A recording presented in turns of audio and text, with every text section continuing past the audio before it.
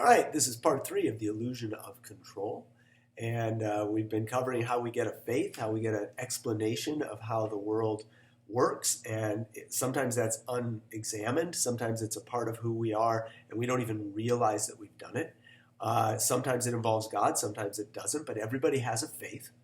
And so we apply that faith to try and control the outcomes in our world. Whether it's our local world, our family, our community, our school, or we start looking at global things like what's going on now. And one of the things we all end up encountering is that we're not really as much in control as we think we are. And we have to come up with some kind of a solution to that. So we're going to move forward now and talk a little bit more about the issue of God in all of this. Certainly at this time, there are people all over the world, and maybe just down the hall in your own house, that are asking questions about God. That happens every time there's a natural disaster. God comes out of the closet, so to speak, when there's a natural disaster. The tornadoes in Nashville a week or so ago would be an example. What happened, I'm just thinking about Joplin a few years ago, Appleton Parkersburg, when those tornadoes go through, all of a sudden people have examine faith anyway. Usually, people will talk about God being present and helping them through it. Some people, though, and sometimes secretly, will say, there can't be a God if this stuff happens. How can there be a God if this much pain takes place? And some people are going to be asking that question right now. People of faith who really nurtured a relationship with God, who now, because of what's going on in the world and with this pandemic of the coronavirus, are going to lose employment. They're going to lose resources. They're not going to be able to continue to live the way that they've lived, and are going to experience real pain. Some people are going to get sick. Some people are going to experience the end of their story. As we said, everybody's story ends the same. This is a difficult thing, and it's in times of difficulties that people really examine. What is this about God? Is there a God? So I want to make a couple points about that for you to consider, because you yourself, and again, you might be a person that's gone to church forever. You might have never gone to church. You might have been in church a few times, not sure what to make of it. It doesn't make sense to you. You might not have thought about God in a long time, and now all of a sudden you're wondering, whoever you are, let me give a couple of outline points for us to consider as we go forward with this. The first thing is this. The fact that God does not do what you want God to do does not mean that there is no God. It only means that the God that only does what you would do if you were God does not exist. Right? Does that make sense? So, just because a person can say, wow, if I was God, I wouldn't let this happen. Or if I was God, there wouldn't be war. Or if I was God, there wouldn't be poverty. All it means is that the God that would never allow poverty, never allow war, never allow disease does not exist. The evidence is clear. If there is a God, it ain't that God. And some people are rejecting God because they're deciding what God ought to do. So to put it another way, if God only does what you would do, in other words, God is subject to your morality, your decisions about what's right and wrong, then that means you are God. And I don't know who I'm talking to. I just know I don't want you to be my God. I'm just saying, no thanks. I have enough trouble taking care of my own life. I don't want to try and figure out your morality. I need a God that's bigger than that. And I think we all do. So there's a logistical problem with holding God accountable to our morality that we need to be honest about. And maybe in this time, we need to tear down our assumptions about who God should be and instead start asking, who is God really? I heard a guy say this within the last month or so, and it was really a good statement. And I wish I remembered who it was. If I did, or if I come back to it, I'll let you know later. But he said this: there's plenty of evidence to support believing in Jesus, and there's plenty of evidence to support not believing in Jesus. You can make a case either way. There's plenty of resources out there. There's books either way. Both books are very compelling. One says you should believe in Jesus, the evidence is there. Other says you don't believe in Jesus, you shouldn't believe in God, you shouldn't believe in the Bible. Okay, the evidence is available based on what you want to believe. And so it turns out maybe it's not so much about the evidence as it is about, do you want to know God? Like, are you willing to ask different questions than to simply run to the evidence?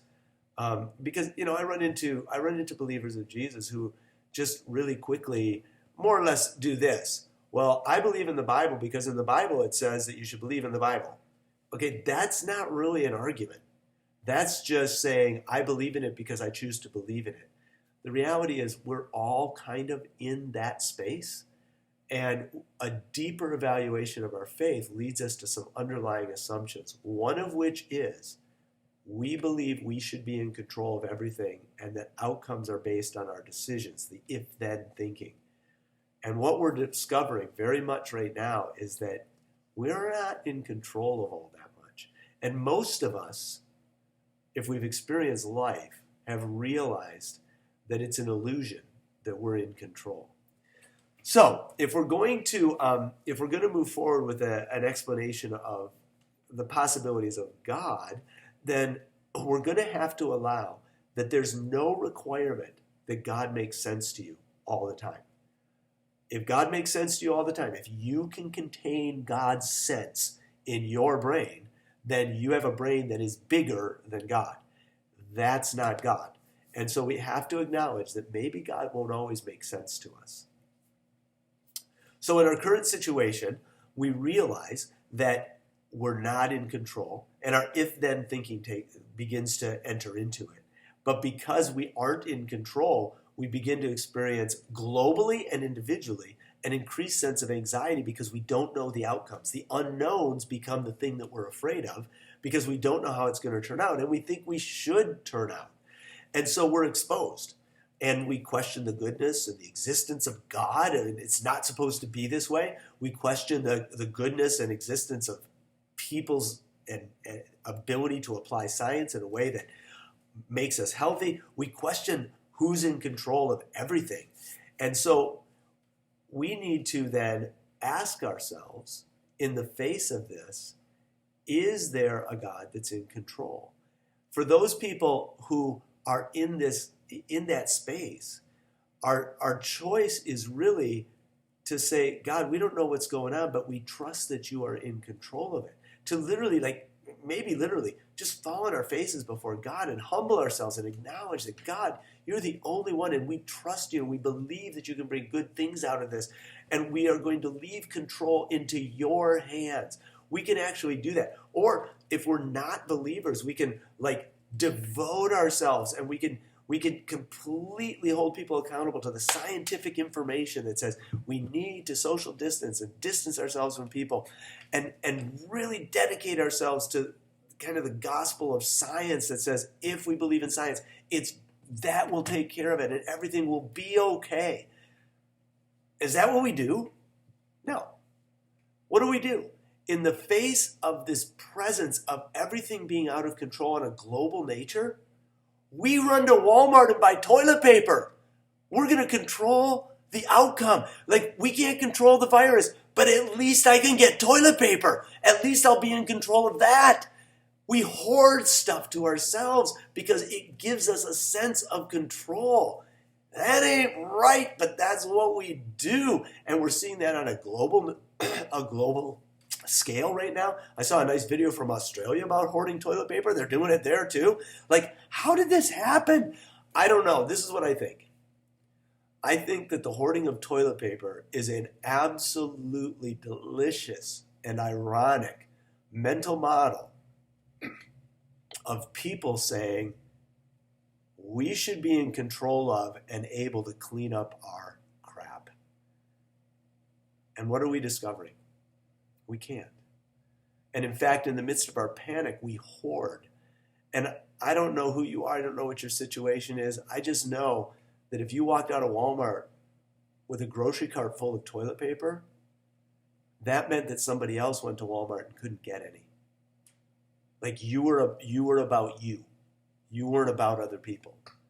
If you felt like you needed to hoard, I don't know, all the cleaning supplies, so now you've got so many disinfectant wipes that you could clean up like your entire house 4 times, that meant that somebody else that went to get those couldn't get them. I don't think that's the humanity any of us want. I don't believe that that's the God that we serve. And I think we need to acknowledge that that kind of panic doesn't come from our faith in God, and it doesn't come from our faith in science. It comes from an underlying assumption we need to be in control. And when things seem out of control, we're going to grasp at a sense of control in any way that we can, even if it's ridiculous. There's one more part in the illusion of control. And the last part will be just an investigation of the reality that if we can't control the coronavirus, it's probably because we can't even control ourselves.